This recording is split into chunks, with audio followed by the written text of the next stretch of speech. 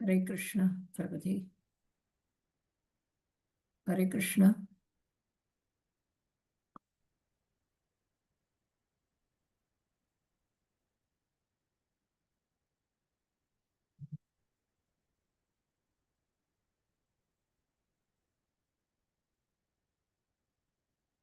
హరే కృష్ణ. భక్తులకు ప్రణామాలు. రాధా గోవిందాలయం తరఫునందరికీ కూడా స్వాగతం, సుస్వాగతం. ఈరోజు మనము 16వ అధ్యాయం చెప్పుకోబోతున్నాము. 16వ అధ్యాయంలో మనము 15వ అధ్యాయంలో ఏం చెప్పుకున్నాము? ఆఖరి శ్లోకాలు. 15వ అధ్యాయంలో ఆఖరి శ్లోకాలు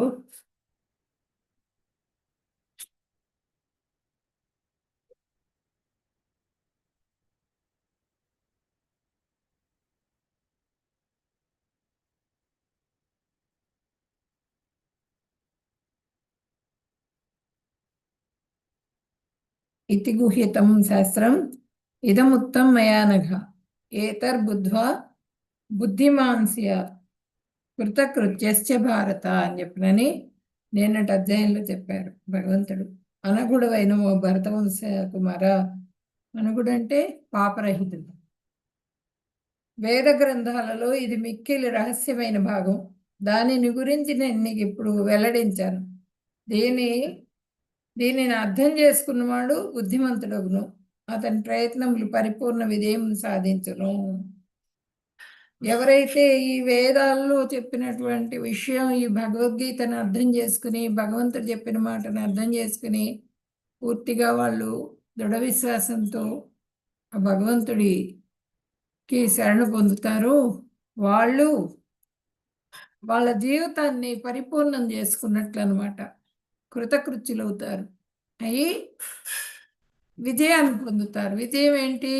మానవ జీవితంలో విజయం జన్మ మృత్యువుని గెలవటమే, మళ్ళీ మళ్ళీ మళ్ళీ మళ్ళీ పుట్టుక లేకుండా చేసుకోవటమే, ఆ భగవంతుడి దగ్గరికి ధామానికి చేరుకోవటం అదనమాట. ఇప్పుడు మనం మంగళాచరణం చేసుకుందాం.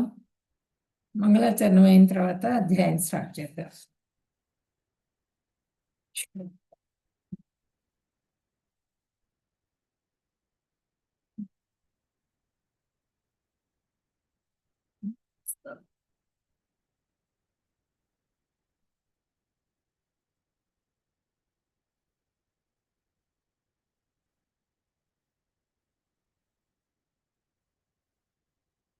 ఓం అజ్ఞానతిమిరాంధస్య జ్ఞానాంజనశలాకయా చక్షురున్మిలితం యేన తస్మై శ్రీ గురవే నమః.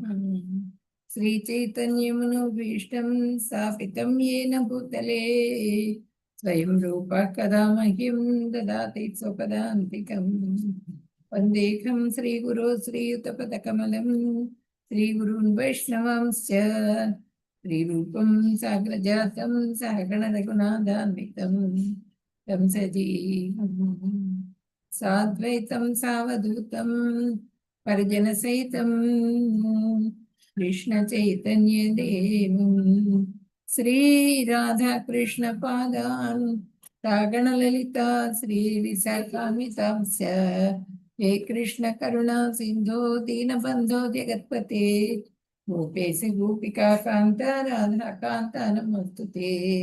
సప్త కాంచన గౌరాంగీ రాధే బృందావనేశ్వరి వృషభానుసుతే దేవి ప్రణమామి హరిప్రియే.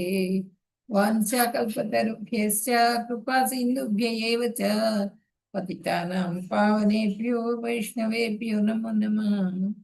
నమో ఓం విష్ణుపదాయ కృష్ణప్రేష్ఠాయ భూతలే శ్రీమతే భక్తి వేదాంత స్వామిన్యితి నామినే.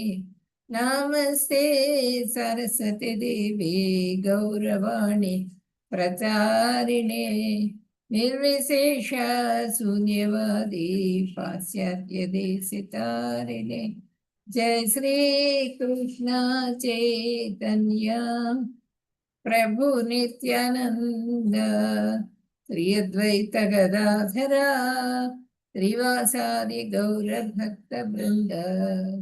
హరే కృష్ణ హరే కృష్ణ కృష్ణ కృష్ణ హరే హరే, హరే రామ హరే రామ రామ రామ హరే హరే. హరే కృష్ణ.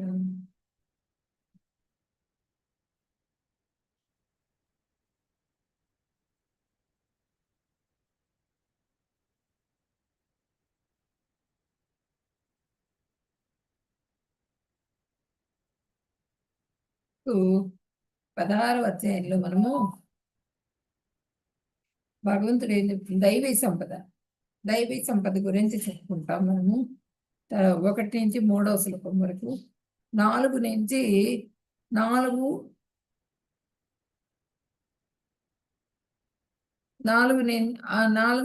6 వరకు, అంటే 20వ శ్లోకం వరకు 4 నుంచి 20వ శ్లోకం దాకా ఆసురీ సంపద గురించి చెప్పుకుంటాం. తర్వాత 21, 22 శ్లోకాలు నరకానికి 3 ద్వారాలు అనే విషయాన్ని చెప్పుకుంటాము. తర్వాత 23, 24 శ్లోకాలు నిత్యం శాస్త్రబద్ధులవై ఉండు అని చెప్పినని భగవంతుడు చెప్తారు. చెప్పిన తర్వాత ఈ అధ్యాయం సమాప్తం అవుతుంది.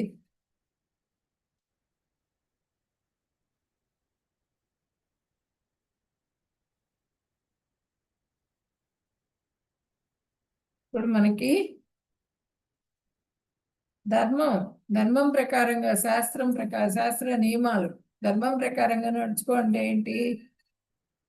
స్త్రీ ధర్మం, పురుష ధర్మం, భార్య ధర్మం, భర్త ధర్మం. ఒక్కొక్కళ్ళకి ఒక్కొక్క ధర్మం ఉంటుంది. ఇప్పుడు వర్ణాశ్రమ ధర్మం అంటే బ్రహ్మచర్యం 25 సంవత్సరాలు. తర్వాత గృహస్థాశ్రమం 25 సంవత్సరాలు. ఈ బ్రహ్మచర్యంలో ఇంద్రియ నిగ్రహంతో గురు శిక్షణలో ఉండాలన్నమాట 25 సంవత్సరాలు. తర్వాత గృహస్థాశ్రమం, గురువు గారు వాళ్ళకి చెప్తారు వివాహం చేసుకోవాలి, అప్పుడు వివాహానికి వెళ్ళిపోతారు. లేదు సన్యాసం తీసుకోమంటే సన్యాసంలోకి వెళ్ళిపోతారు. వాళ్ళ దీన్ని గుర్తిస్తారు అనమాట. గురువు గారు వాళ్ళ గుణాన్ని గుర్తించి వాళ్ళకి ఆశ్రమాన్ని ఉపజవుతారు. సన్యాసాశ్రమం కానీ లేకపోతే గృహస్థాశ్రమం కానీ. సరే, గృహస్థ జీవితం స్టార్ట్ చేస్తారు. 25 సంవత్సరాలు గృహస్థు. వానప్రస్థమేమో 25 సంవత్సరాలు. అంటే గృహస్థుగా 25 సంవత్సరాలు ఉంటారు. ఉన్న తర్వాత వానప్రస్థానికి వెళ్ళిపోతారు. వానప్రస్థం అయిన తర్వాత సన్యాసాశ్రమం 25 సంవత్సరాలు. ఇట్లా 4 వర్ణాశ్రమాలు. తర్వాత 4 వర్ణాలు ఏంటి? బ్రాహ్మణ, క్షత్రియ, వైశ్య, శూద్ర. వాళ్ళ ధర్మాన్ని వాళ్ళు పాటించాలి. వాళ్ళకి ఏ కర్మలు ఉన్నాయో అవన్నీ కూడా వాళ్ళు చేయాలన్నమాట. శాస్త్ర నియమాలు పాటించి యుద్ధం చెయ్యి అని చెప్పినని ఇక్కడ చెప్తున్నారు. శాస్త్ర నియమాలు పాటించి యుద్ధం చేయంటే శాస్త్రం ప్రకారంగా ఇక్కడ ఏం చెప్తున్నారు? శాస్త్రం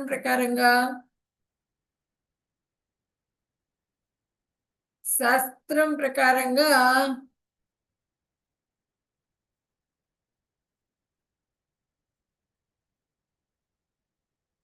దైవీ నియమాల్ని అనుసరించాలి. అంటే మన ధర్మం ప్రకారంగా నడుచుకోమని చెప్పినని చెప్తున్నారు అనమాట. ఉపమూలాలు ఇంద్రియ భోగాలైన ఆసక్తి, అనాసక్తి ఇవన్నీ కూడా మనం వదిలేయాలి. శరీరాలన్నింటికీ పరమాత్మని ఉన్న అంటే శరీరానికి, మన ఆత్మకి పరమాత్మకి ఉన్న భేదాన్ని తెలుసుకోవాలి. తెలుసుకుని పరమాత్మ తత్వం ఎలా అర్థం చేసుకోవాలి అనే విషయాన్ని 14వ అధ్యాయంలో మనం ఆల్రెడీ 3 గుణాల గురించి అది వివరించుకున్నాము. 15వ అధ్యాయంలోనే పురుషత్వం ప్రాప్తి ఎలా కలుగుతుంది అన్నది మనం చెప్పుకున్నాం. ఈరోజు మనకి దైవాసరి సంపద విభాగ యోగం, మనలో ఉన్నటువంటి అసలు సంపద ఇది, దైవీ సంపద, వాటి గురించి చెప్పుకుంటాం అన్నమాట ఈరోజు.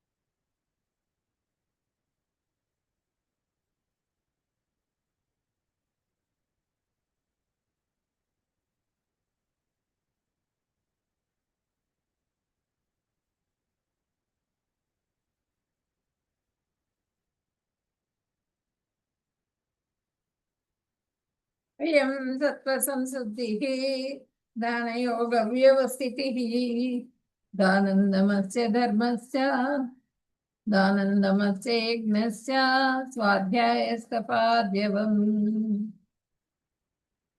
అహింసా సత్యమక్రోధః త్యాగశాంతిరపైతునం దయా భూతేషు లోలుత్వం మాధవం ధీరచాపలం తేజక్షమా ధృతి సౌత్యం అద్రావో నాతిమానిత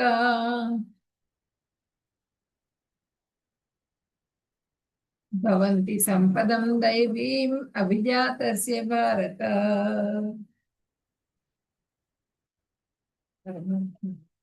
దైవాచ సంపత్తి విభాగే ఈ లక్షణాలు అన్నమాట. ఇవన్నీ కూడా ఒక జ్ఞానానికి కావలసినటువంటి లక్షణం.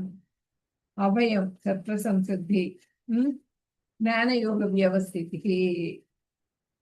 ఇవేంటంటే అభయము, సత్వ సంశుద్ధి, జ్ఞానయోగ వ్యవస్థితి. ఇవి మూడు కూడా సన్యాసులకు ఉండాల్సినటువంటి లక్షణాలు, గుణాలు అన్నమాట. సన్యాసి గుణాలు. వాళ్ళు సంపూర్ణ దైవ గుణాలు కలిగి ఉంటారు సన్యాసులు. అభయం అంటే ఏంటంటే భయరాహిత్యం, నిర్భయత్వం, నిర్భయంగా ఉండటం సన్యాసికి ఉండవలసిన ముఖ్య లక్షణం ఇది. తత్వ సంశుద్ధి, మనస్సు రజోతమ గుణాలు లేకుండా సత్వగుణంలో ఉంచుకోవడం, మనస్సును నిర్మలంగా ఉంచుకోవటం అన్నమాట. చాలా కఠినమైన నియమాలు ఉంటాయి, అవి పాటించటం. ఇదంతా కూడా సత్వ సంశుద్ధి కిందికి వస్తుంది.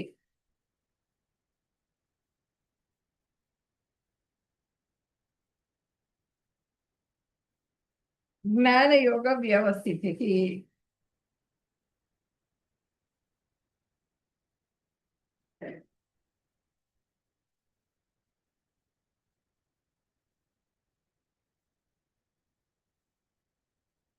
ఈ జ్ఞానయోగ వ్యవస్థితి, జ్ఞానయోగ వ్యవస్థితి అంటే ఆధ్యాత్మిక జ్ఞానానికి సంబంధించిన పద్ధతుల్ని తెలుసుకుని ఉండటం, వేద వాంగ్మయాన్ని తెలుసుకొని ఉండటం. గృహస్థుకు జ్ఞానం ఇచ్చేందుకు సన్యాసి తను శాస్త్రాధ్యయనం చేస్తూ అన్నీ తెలుసుకుని అతను భిక్షాటం చేయాలి, పర్యటన చేస్తూ ఉండాలన్నమాట. అక్కడ గృహస్థులందరికీ కూడా, గృహస్థు కదలలేడు. గృహస్థు ఎప్పుడు కూడా ఒక స్థానంలో ఉంటాడు. సన్యాసి మాత్రం పర్యటనలు చేస్తూ ఉండాలి. చేస్తూ గృహస్థుకి జ్ఞానం ఇస్తూ ఉండాలన్నమాట. అది జ్ఞానయోగ వ్యవస్థితి. సుఖమహర్షి ఉదాహరణకి, సుఖమహర్షి ఆయన అన్ని చోట్లకి బారికి వెళ్తూ ఉంటే ఎక్కడ ఇల్లు ఉంటే అక్కడ ఆగేవాళ్ళుట.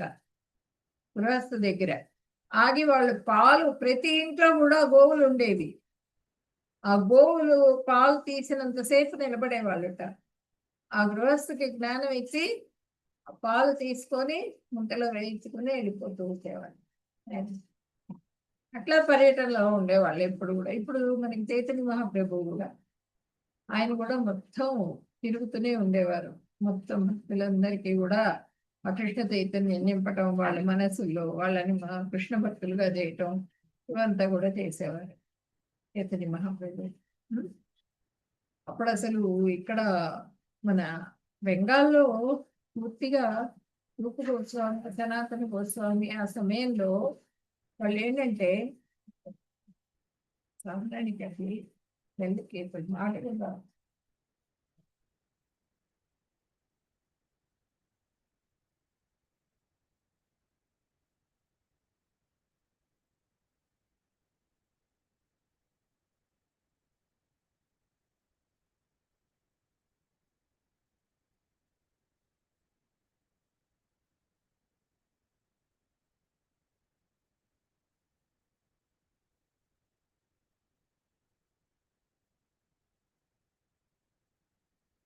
రూప గోస్వామి, సనాతన గోస్వామి వాళ్ళు ఈ పుస్తకాలు, రాసిన పుస్తకాలన్నీ ఆ బండ్ల మీద పెట్టుకొని ప్రచారానికి వెళ్ళేవాళ్ళు. మొత్తం అందరికీ కూడా ప్రచారం చేసేవాళ్ళు. అందరికీ ఆ ధర్మాన్ని గురించి చెప్పేవాళ్ళు. చెప్పి ఆ శాస్త్రాన్ని మొత్తం కూడా పుస్తకాల్లో ఉన్నటువంటి వాటిని అన్నింటినీ కూడా గృహస్థులకి అందరికీ నేర్పించి వాళ్ళకి చెప్తూ ఉండేవాళ్ళు, తిరుగుతూ ఉండేవాళ్ళు. అట్లా ఇప్పుడు నెక్స్ట్ ఏంటి? అహింస సత్యమ క్రోధ. అహింస, హింస చేయకుండా ఉండటం. ఇవేంటంటే జ్ఞానయోగ వ్యవస్థితి. తర్వాత దానం దమస్య యజ్ఞస్య స్వాధ్యాయ స్తోపాద్యం. అంటే ఈ దానం, దానం అంటే ధర్మ మార్గంలో సంపాదించిన ఆ సంపాదనని వాళ్ళు కొంత భాగం వాళ్ళకి ఖర్చు పెట్టుకున్నా కూడా మిగిలిందంతా కూడా సత్కార్యాలకు ఉపయోగించాలి. కృష్ణ భగవానుడి సేవకి ఆ భగవంతుడికి ఒప్పజెప్పాలి. మొత్తం అంతా అయిందే, భగవంతుడిది. అది అనుకోవాలన్నమాట. అనుకుని భగవంతుడికి ఒప్పజెప్పేసేయాలి, ఆయన సేవలకు వినియోగించాలి. దానం దమం. దమం అంటే ఏంటి? ఇంద్రియ నిగ్రహం.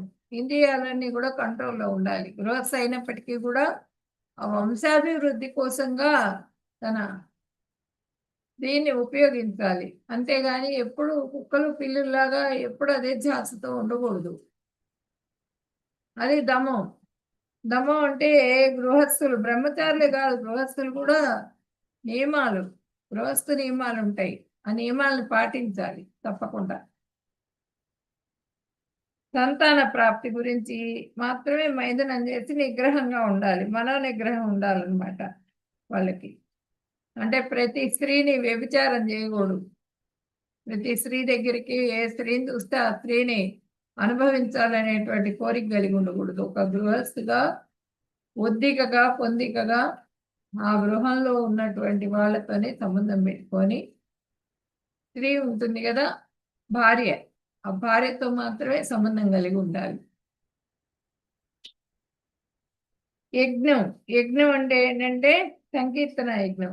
అందరినీ పిలిచి ప్రసాదం ఇవ్వాలి, సంకీర్తన చేయించాలి, చేయించి ప్రసాద వితరణ చేయాలన్నమాట. దానం దమస్య యజ్ఞశ్చ స్వాధ్యాయ స్తపాద్యవం. స్వాధ్యాయం, స్వాధ్యాయం అంటే వేదాధ్యయనం. ఇవి మళ్ళీ బ్రహ్మచారి లక్షణాలు.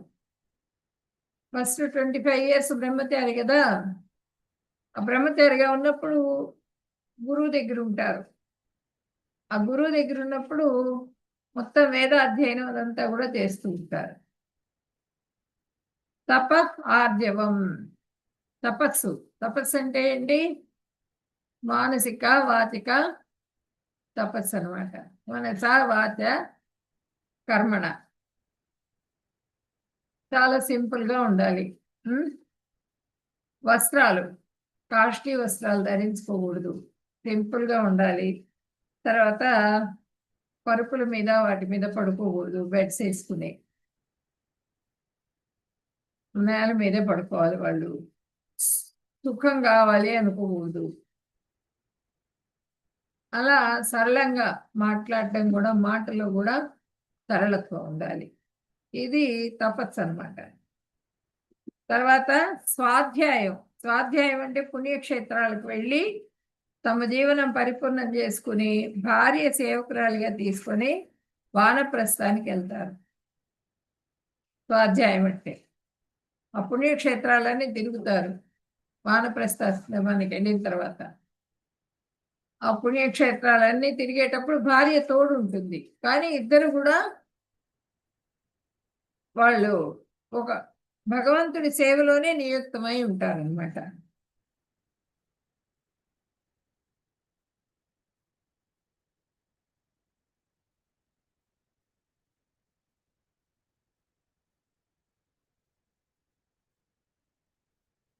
స్వయంభు మన కుమారుడిట ఉత్తానపాదుడు. ఉత్తానపాదుడు ప్రియవ్రతుడు, మళ్ళానేమో ఉత్తానపాదుడు వీళ్ళు బ్రహ్మచారిగా ఉండి నారదుడి దగ్గర శిష్యరికం చేశారు. అప్పుడు మనువు నారదుడి దగ్గరికి వెళ్ళి అడిగారట, చెప్పారట, ఇంకా నేను వెళ్ళిపోతాను తపస్సులకి. నా రెస్పాన్సిబిలిటీ మొత్తం నా కుమారులకు ఇద్దాం అనుకుంటున్నాను, రాజ్యం మొత్తం వాళ్ళకి ఇద్దాం అనుకుంటున్నాను. కాబట్టి నేను వాళ్ళకి ఇచ్చేస్తాను అని చెప్పారట. అప్పుడు ప్రియవ్రతుడు నేను వెళ్ళను, నేను బ్రహ్మచారిగానే ఉంటాను అని చెప్పారట.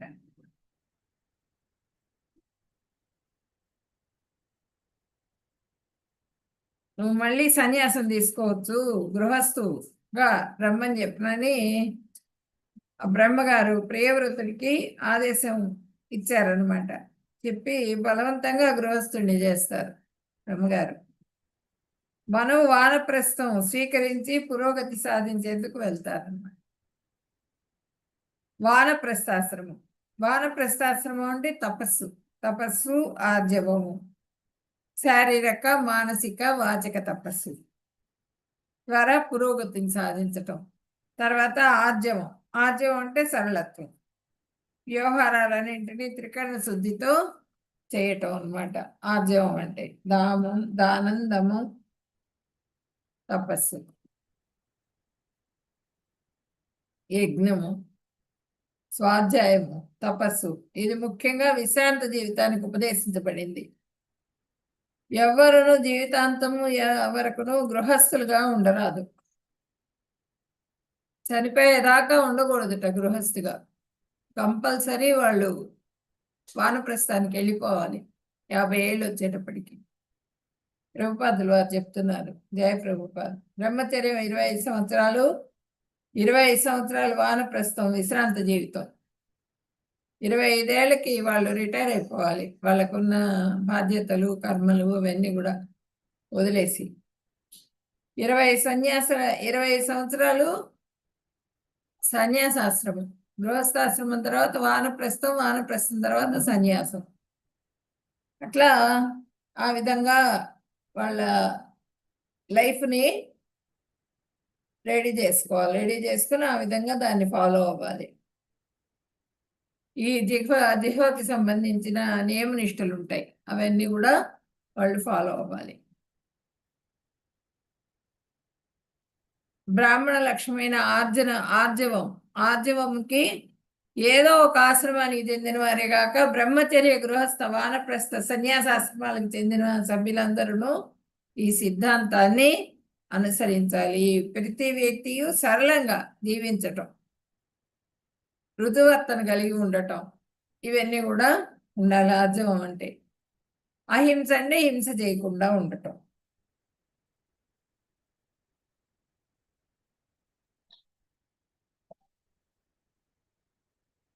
ఈ విధంగా మనకి మొత్తం లక్షణాలన్నీ కూడా 23 లక్షణాలు చెప్పారు.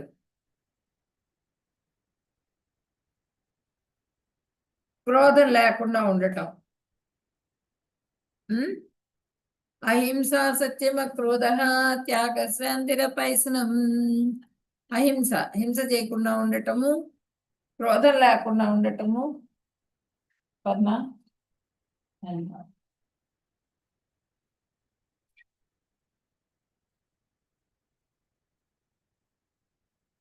పంచి కదా.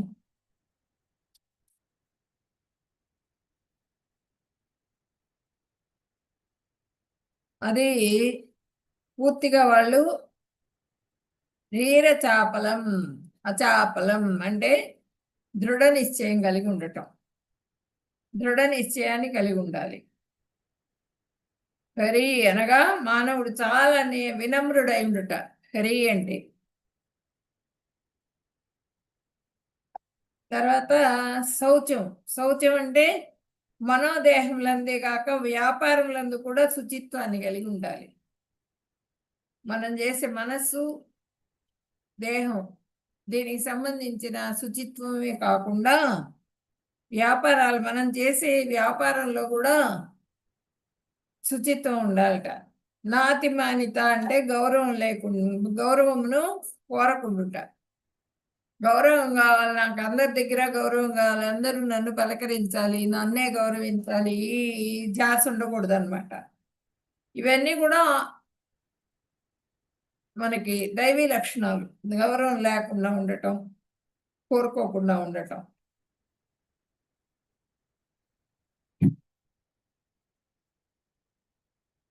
తేజక్షమా ధృతి శౌచ్యం ద్రోహో నాతిమానిత భవంతి సంపదం దైవీం అభిజాతస్య భారత. ఇవన్నీ కూడా దైవీ సంపదకి సంబంధించిన లక్షణాలు అన్నమాట.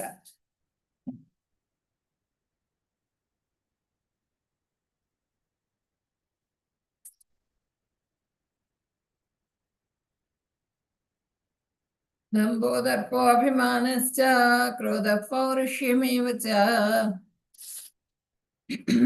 అజ్ఞానం జాపిజాతస్య పార్థ సంపదమాసురీ.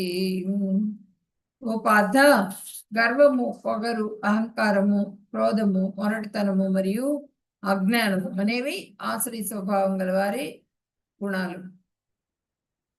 గర్వంగా ఉండటం, ఇవన్నీ కూడా మనకి కాళీయుల్లో ప్రతి రాక్షసుల్లో కూడా కనిపిస్తాయి ఇవి ఆసురీ లక్షణాలు.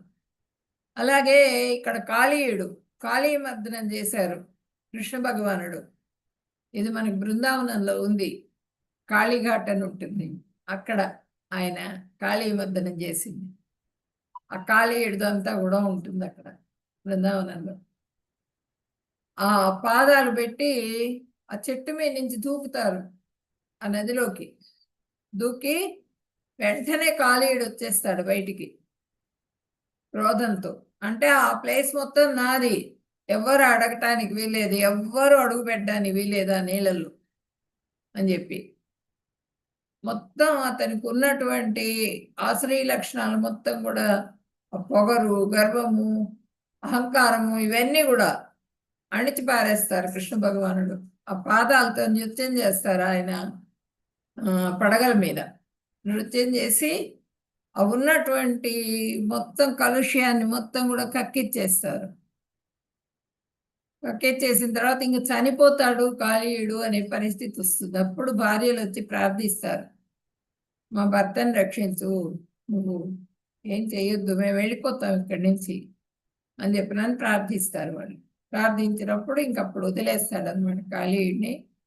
వాళ్ళ దగ్గర ఉన్న మణులు, మాణిక్యాలన్నీ కూడా భగవంతుడికి సమర్పించుకొని శరణాగతి వేడుకొని వాళ్ళు అక్కడి నుంచి వెళ్ళిపోతారు ఆ కాళీ మడుగు నుంచి.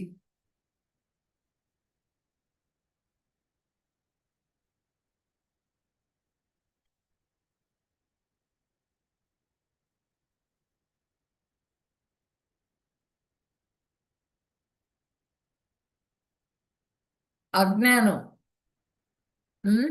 పొగరు, అహంకారం, క్రోధం, పరుషత్వం, గర్వం ఇవన్నీ కూడా దుర్యోధనుడికి కూడా ఉన్నాయి ఆశ్రీ లక్షణాలు. అందువల్లనే అతను దుర్యోధనుడు మొత్తం అసలు సర్వనాశనానికి కూడా కారణభూతుడయ్యాడు దుర్యోధనుడు.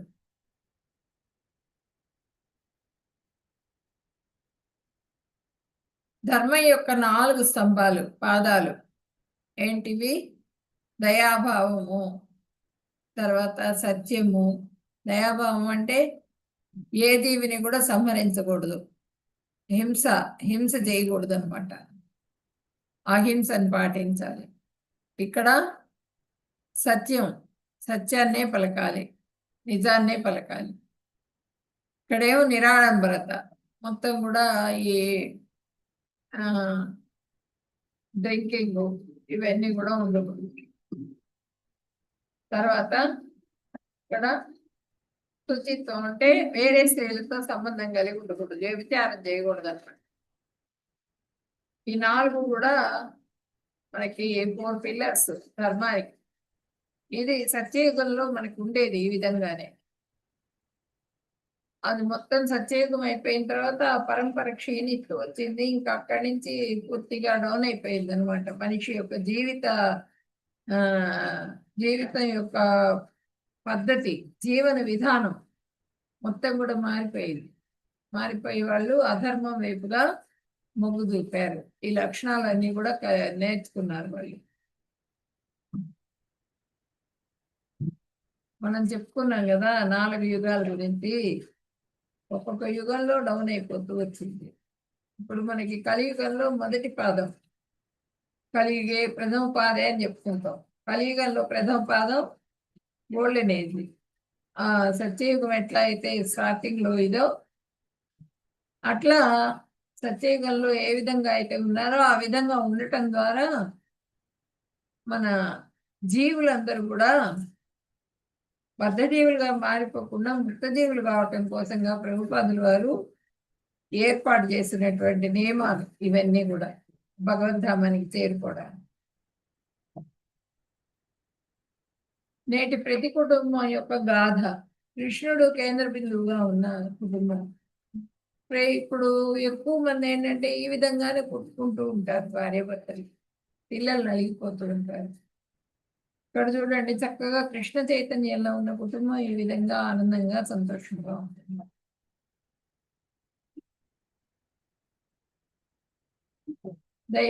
దైవీ సంపద్విమోక్షాయ నిబంధాయ శ్రీమత మాసు సంపదం దైవీం అభిజాతోసి పాండవ.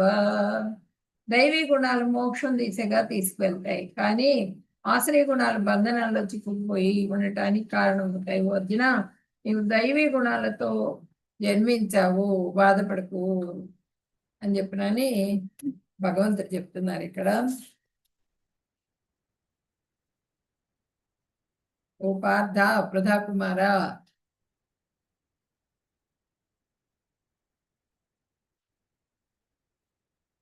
దివ్యమైన గుణాలు ముక్తికి మార్గాన్ని చూపిస్తాయి. కాబట్టి నువ్వు బంధనాల్లో చిక్కుకోవు, నువ్వు ఆల్రెడీ దైవ గుణాలు కలిగి ఉన్నావు నీకు. కాబట్టి నువ్వు ఎక్కువ దిగులు పడవాకు అని చెప్పినని చెప్తున్నారు. ఇవన్నీ ఆశ్రీ గుణాలు, ఆశ్రీ లక్షణాలు. ఇక్కడ దైవీ లక్షణాలు.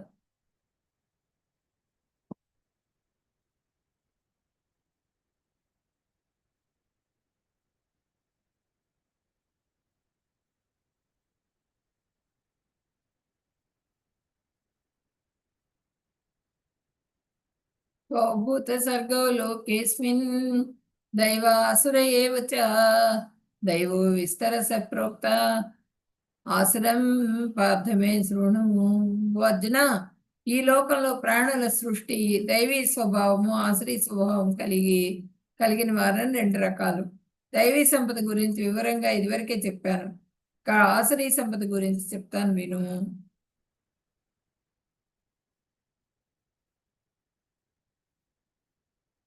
ప్రవృత్తించ నివృత్తించ జనానా విదురాసురాః న సత్యం నాపి చాచారో న సత్యం తేషు విద్యతే.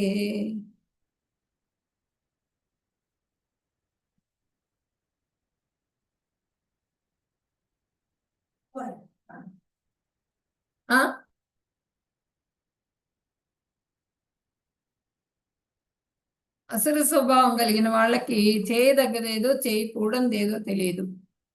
వాళ్ళల్లో శుచిత్వము, సదాచారము, సత్యము ఇవన్నీ ఏవి కనిపించవు అనమాట. అసలు స్వభావం కానీ వాళ్ళకి స్నానం చేయరు, వాళ్ళు శుభ్రంగా ఉండరు, భగవంతుడికి ఆఫర్ చేసింది తినరు, ఏది పడితే అది మాంసాహారం భుజిస్తూ ఉంటారు, ఏది దొరికితే అది తింటూ ఉంటారు. వాళ్ళు హింసా ప్రవృత్తి ఎక్కువగా కలిగి ఉంటారు. ఆశ్రీ లక్షణాలు కలిగినటువంటి వాళ్ళు మాంసాహారం ఎక్కువగా భుజిస్తూ ఉంటారు, హింస చేస్తూ ఉంటారు అనమాట. ఒక జీవిని హింసించినప్పుడు ఆ జీవి మనం ఎన్నిసార్లు అయితే దాన్ని చంపామో దాని చేత మనం కూడా అన్నిసార్లు చంపబడతాం. అది శాస్త్రంలో ఉంది, నేను చెప్పేది కాదు, అది మనం తెలుసుకోవాలి. ఆ హింస చేయకుండా ఉండరు వీళ్ళు. పూర్తిగా వాళ్ళు మాంసాహారం మీద ఆధారపడి ఉంటారు, ఎక్కువగా గుహల్లో జీవిస్తారు. మన గవర్నమెంట్కి దొరకరు అనమాట, దొరకకుండా తప్పించుకునే ప్రయత్నం చేస్తూ ఉంటారు. అన్నీ కూడా ఉగ్రవాద కార్యకలాపాల్లో పాల్గొంటూ ఉంటారు. వాళ్ళు ఒక రకం వాళ్ళు సమాజంలోనే ఉంటూ అన్ని తప్పు పనులు చేస్తూ వాళ్ళు సదాచారం లేకుండా, శుచిత్వం లేకుండా, సత్యం చెప్పకుండా జీవన విధానం వాళ్ళది అస్తవ్యస్తంగా ఉంటుందన్నమాట. ఆ విధమైనటువంటి జీవితాన్ని గడుపుతూ ఉంటారు. అసత్యం అప్రతిష్టంతే జగదాహురనీశ్వరం అపరస్పర సంభూతం కిమన్యత్ కామహైతుకం. వారు ఈ జగత్తు అసత్యమని, ఆధారము అధిపతి లేనిదని అంటారు. మైదున కోరిక వలననే ఇది తయారైందని, కామం తప్ప సృష్టికి మరో కారణం లేదని వాళ్ళు వాదిస్తారు. అది అన్నింటికి కూడా కామమే కారణం. బీజ ప్రదాత భగవంతుడేంటి, ఇద్దరు ఆడమ్మగా కలిస్తే పిల్లలు పుడతారు. ఉమ్, ఆ భగవంతుడు అన్నవాడు ఏం లేదు. ఆ మైదన కోరిక వల్లనే ఇది తయారైంది. మొత్తం ఈ వంశాభివృద్ధి అంతా కూడా మైదన కోరిక మూలంగానే జరిగింది. జగత్తంతా కూడా మిథ్య, ఏమీ లేదు, ఉపయోగం లేదు జగత్తు. ఆధారం లేనిది. ఆధారం అంటే ఈ అధిపతి ఆధారము ఇవన్నీ కూడా లేనిది అని చెప్తారు. అధిపతి ఎవరు? బీజప్రదాత, ఆయన భగవంతుడు, కృష్ణ భగవానుడు, జగత్కారకుడు ఆయన. ఆయన్ని కూడా వాళ్ళు అవమానపరుస్తూ ఉంటారనమాట.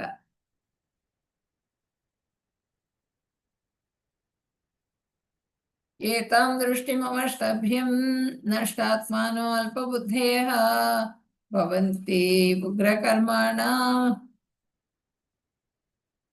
క్షయాయ జగతో హితాః. ఇటువంటి దృక్పథంతో గట్టిగా ఉండి ఆ తప్పుదేవ పట్టిన జీవాత్మలు అల్పబుద్ధులతో మరియు క్రూర కార్యాలలో ప్రపంచానికి శత్రువులుగా మారి కీడు కలిగించేవి, దారుణమైనవి అయిన పనుల్లో పాల్గొంటారు.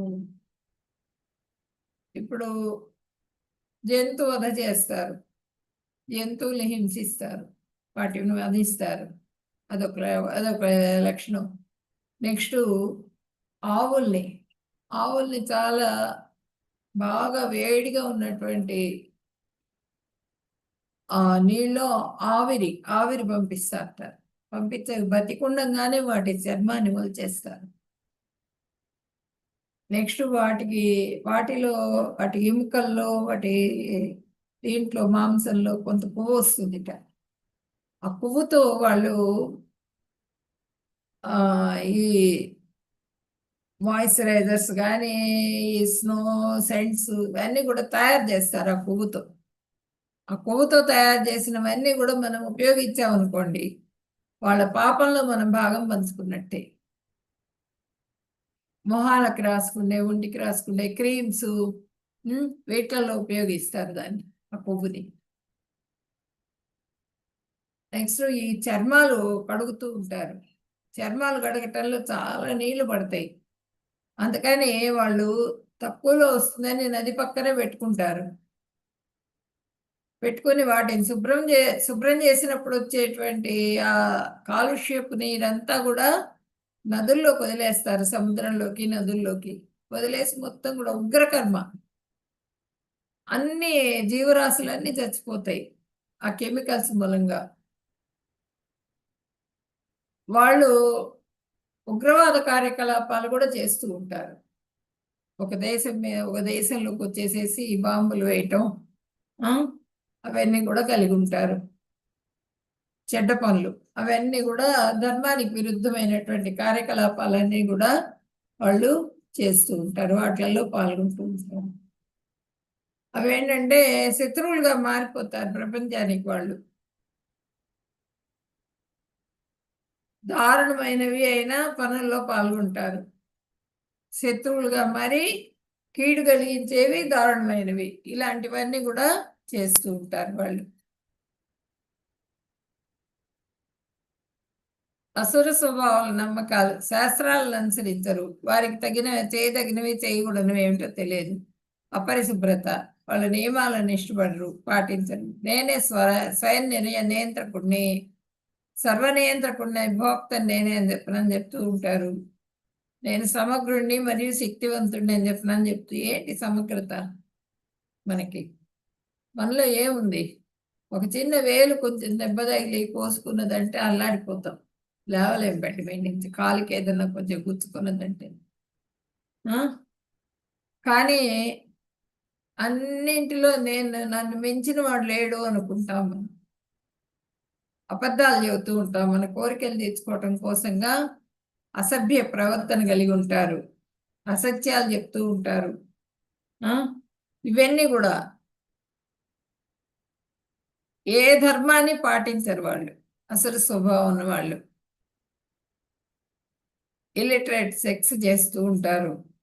ఈ లక్షణాలన్నీ కూడా కలిగి ఉంటారు వాళ్ళు.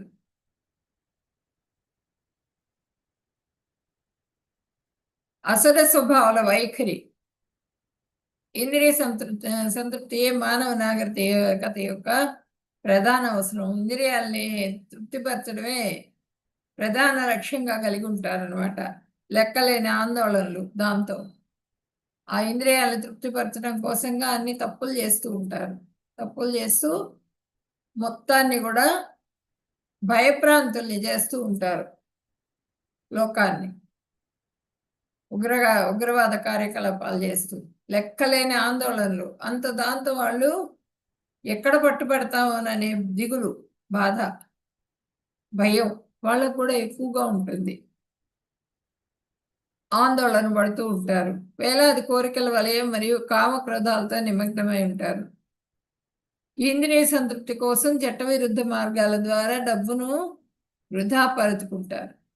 ఆ డబ్బుని ఇంద్రియ తృప్తి కోసం పేకాట ఆడడం, రేసులు ఆడడం, గుర్రాల పందాలు, వీటికన్నింటికి కూడా ఖర్చు చేస్తారు.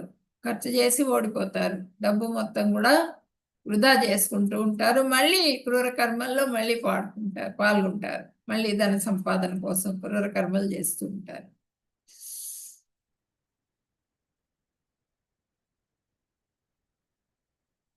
ఇక్కడ చూడండి, ఇక్కడ కంసుడు తన మాట వినలేదని ఏకంగా కొడుకును కూడా సంహరించడానికి రెడీ అయిపోయాడు ఆయన. ప్రహ్లాదుడు చాలా కష్టపెట్టాడు. నారాయణ అని చెప్పిన అనొద్దు అని. ఇక్కడ చూడండి, ఇక్కడ ఈయన కంసుడే ఈయన. ఇక్కడ హిరణ్యకశిపుడు ఫస్ట్ది. హిరణ్యకశిపుడు ప్రహ్లాదుడిని కష్టపెట్టాడు. కంసుడేమో దేవిని, ఆ చెల్లెలు చాలా ప్రియమైన ఇది సోదరు అనమాట ఆయనకి. స్వయంగా అత్తగారింట్లో దించడానికి బయలుదేరి వెళ్తూ ఉంటే దారిలో ఆకాశవాణి పలుకుతుంది, 8వ సంతానం వస్తున్నది, నేను సంహరిస్తుందని. అప్పుడు వెంటనే సోదరుని సంహరించడానికి కత్తి దూస్తాడనమాట. ఏమైనా చంపేస్తే సరిపోతుంది కదా, అష్టమ గర్భం అనేది ఏం లేదు అని చెప్పి. వసుదేవుడు అడ్డుకొని తనకు పుట్టిన పిల్లలందరినీ కూడా ఇస్తానని చెప్పని వాగ్దానం చేస్తాడు. పుట్టిన వాళ్ళందరినీ తీసుకెళ్ళి ఆయనకి ఇచ్చేస్తాడు. ఒక్కొక్కళ్ళనే సంహరిస్తాడు ఆయన. ఆ 8వ గర్భం వచ్చేటప్పటికి ఏం చేయలేకపోతాడు. భగవంతుడిని ఏం చేస్తాడు ఆయన? ఏం చేయలేడు. చాలా ప్రయత్నాలు చేస్తాడు రాక్షసుల్ని పంపించి అంతా కూడా, కానీ సక్సెస్ అవ్వడం అనమాట. ఇక్కడ రావణాసురుడు కామం, మైథునం, కోరిక. ఆ కోరికతో ఆమెను తీసుకొని పోయి అశోకవనంలో బంధించి, ఆ అశోకవనంలో పూర్తిగా ఆమెని నా వైపు తిప్పండి, మీరు భయంతో కానీ భయపెట్టండి ఆమెని.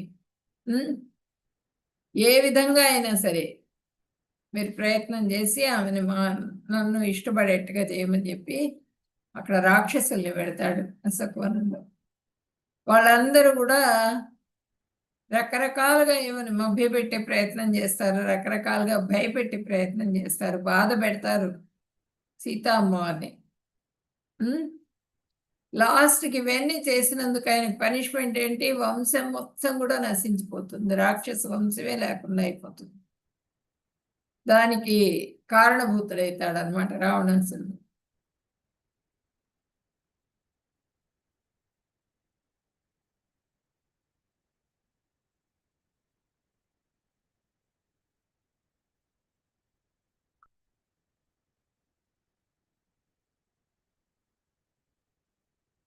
ఆత్మసంభావిత స్తబ్ధ ధనమానమదాన్వితా యజంతే నామ యజ్ఞస్తే దంభేన విధిపూర్వకం.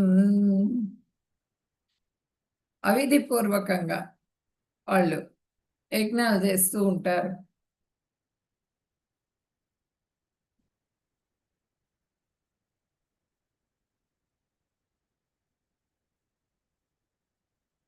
అసుర ప్రకృతి గల వాళ్ళు వాళ్ళే సర్వజ్ఞులు అనుకుంటారు. అవి ధర్మం ప్రకారంగా ఉన్నటువంటి ప్రమాణాలు కానీ ఇవన్నీ కూడా మత గ్రంథాలని కానీ వాళ్ళు లెక్క చేయరు అనమాట. లెక్క చేయకుండా యజ్ఞమతాది కర్మలు అనబడు అని చేయుచుందురు.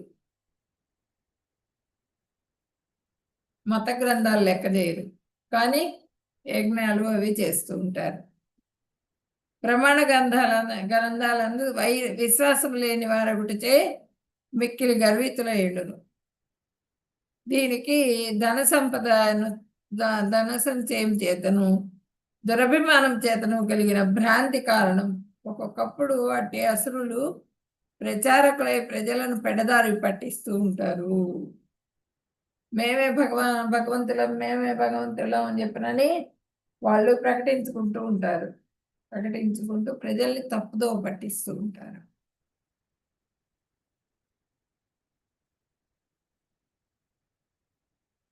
శాస్త్ర విరుద్ధంగా అయిన పనులన్నీ కూడా చేస్తూ ఉంటారు. అవిధిపూర్వకమైన పదం ఇచ్చట ప్రత్యేకంగా నొక్కి చెప్పబడింది.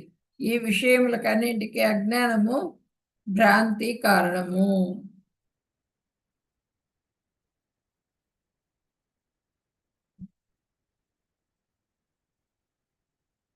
అహంకారం బలం దర్పం కామం క్రోధం చ సంసిక్తాః మామాత్మా పరదేహేషు ప్రద్విషంతో సూయకాః.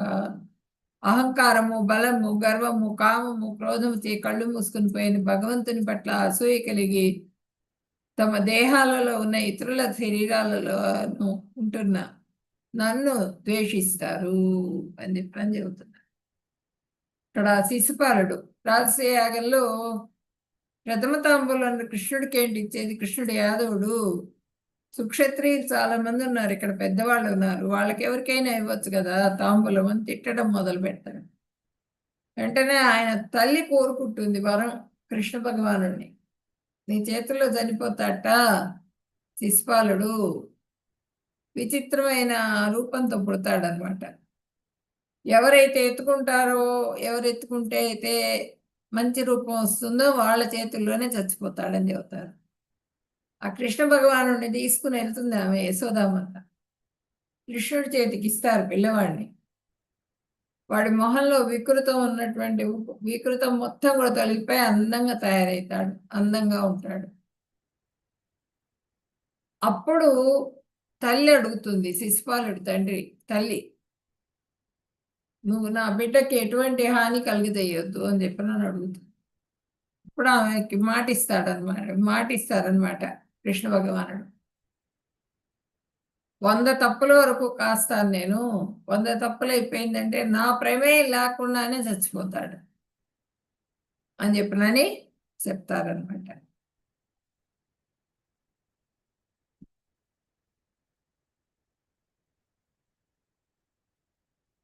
ఇతరుల శరీరాల్లోనూ ఉంటున్న నన్ను ద్వేషిస్తారు. ప్రతి వాళ్ళ శరీరంలో పరమాత్మ ఉంటారు. ఆ పరమాత్మ ఉన్నాడని కూడా చూసుకోకుండా ఆ అందరినీ కూడా ద్వేషిస్తారు వీళ్ళు అసురులు. ఆసురీం యోనిమాపన్నాః మూఢా జన్మని జన్మని మామ ప్రాప్యైవ కౌంతేయ తతో ధమాంగతిం.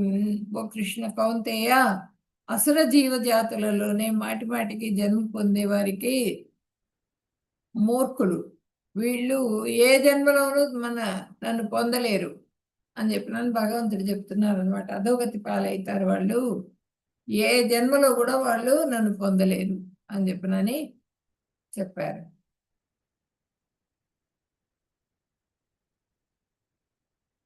త్రివిధం నరకస్యేదం ద్వారం నాశనమాత్మనః కామక్రోధస్తదా లోభః తస్మాదేతత్త్రయం త్యజేత్. కామము, క్రోధము, లోభము నరకానికి మూడు ద్వారాలు. ఈ నరక ద్వారాలు కూడా ఆత్మ వినాశనానికి కారణాలు. అందువల్ల ఈ మూడింటిని మనిషి విడిచిపెట్టాలి. కామాన్ని, క్రోధాన్ని, లోభాన్ని, ఈ మూడింటిని వదిలిపెట్టాలని చెప్పినని చెబుతున్నారు. కంట్రోల్ చేసుకోవాలి వదిలిపెట్టడం అంటే.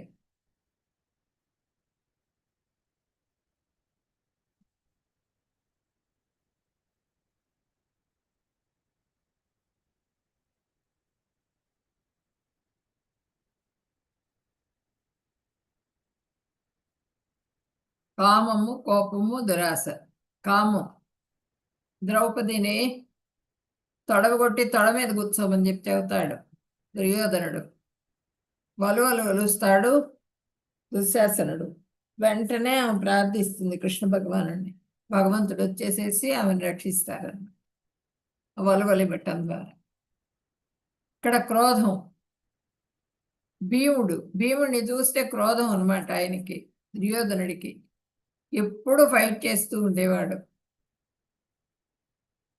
తర్వాత హస్తినాపురం, దురాశ. దురాశ అంటే ఆ రాజ్యం మొత్తం వేరే వాళ్ళది కూడా, పాండవులది కూడా నాదే అని చెప్పినాను అంటాడు. రాజ్యం మొత్తానికి కూడా నేనే అధిపతిని అని చెప్పినని ఆయన ప్రకటించుకుంటారనమాట.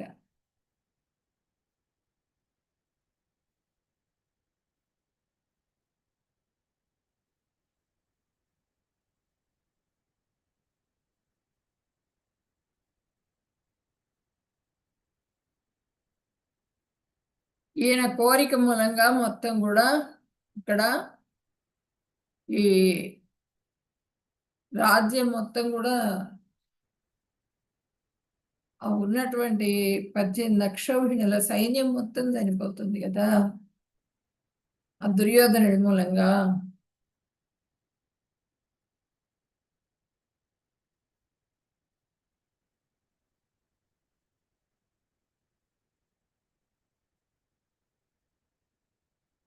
ఏతైర్విముక్త కౌంతేయ తమో ద్వార ఆచరాత్యాత్మన. ఇదేంటిది ఇట్లా ఉంది? హరే కృష్ణ. 22nd.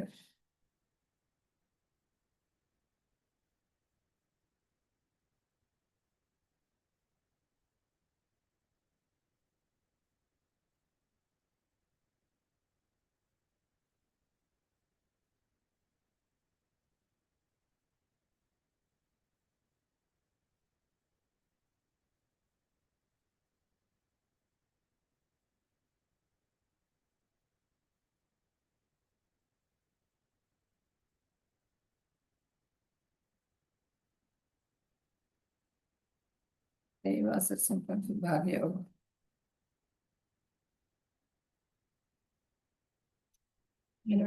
శ్లోకం.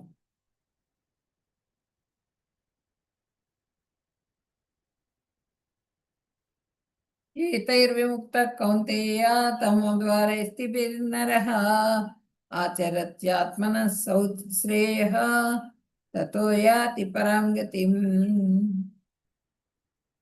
ఓ కౌంతేయ, ఈ 3 దుర్గుణాలను వదిలివేసి ఆత్మానుభూతికి అనుకూలమైన కార్యాలను చేస్తూ ఆ విధంగా క్రమబద్ధంగా ఎవరైతే ఉంటారో వాళ్ళు నా పరమపదానికి చేరుకుంటారు అని చెప్పినని చెప్పారు.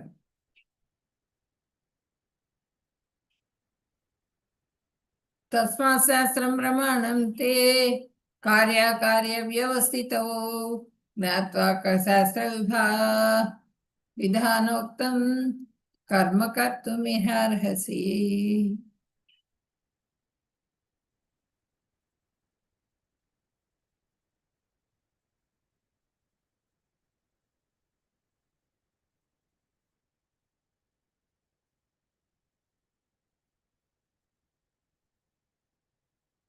ఇది అందువల్ల చేయదగ్గ కార్యం ఏది, చేయకూడని కార్యం ఏది, ధర్మం ప్రకారంగా ఎట్లా ఉండాలి, ఇవన్నీ కూడా మనకి గురువు గారు చెప్తారు. ఆ గురువు గారి ద్వారా తెలుసుకోవాలన్నమాట.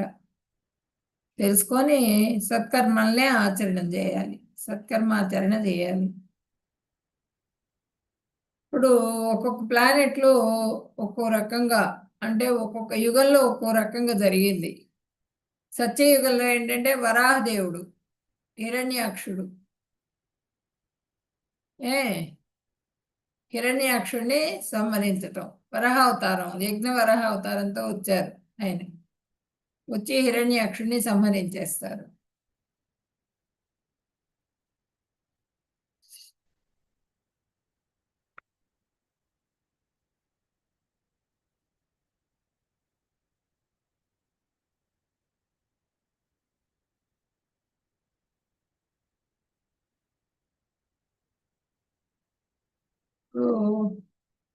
ఇక్కడ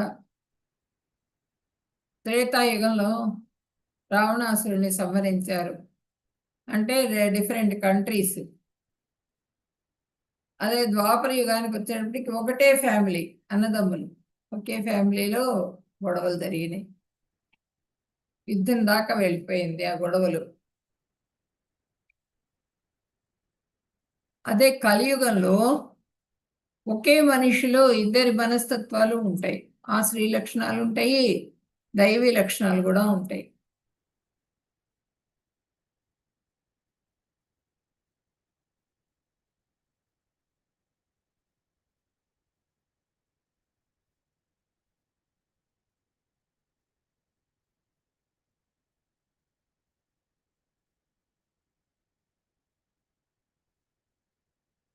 ఇవి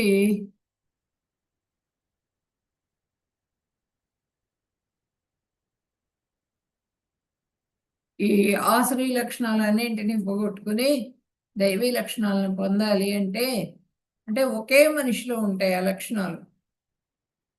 మనము భగవంతుడి జపం, భగవంతుడి నామస్మరణ, శ్రవణ కీర్తనాదులకి సంబంధించిన విషయాలన్నింటినీ కూడా ఫాలో అవ్వాలి. ఫాలో అయినప్పుడు మనకి మనలో ఉన్నటువంటి ఆశ్రీ లక్షణాలు పక్కకి వెళ్ళిపోయి దైవీ సంపద అభివృద్ధి చెందుతుంది. వాంఛాకల్పతరుభ్యశ్చ కృపా సింధుభ్య ఏవ చ పతితానాం పావనేభ్యో వైష్ణవేభ్యో నమో నమః. హరే కృష్ణ కృష్ణ కృష్ణ హరే హరే, హరే రామ రామ రామ హరే హరే. హరే కృష్ణ. భక్తులందరికీ ప్రణామాలు. హరే కృష్ణ. ధన్యవాదాలు. హరే కృష్ణ మాతాజీ, ధన్యవాదాలు.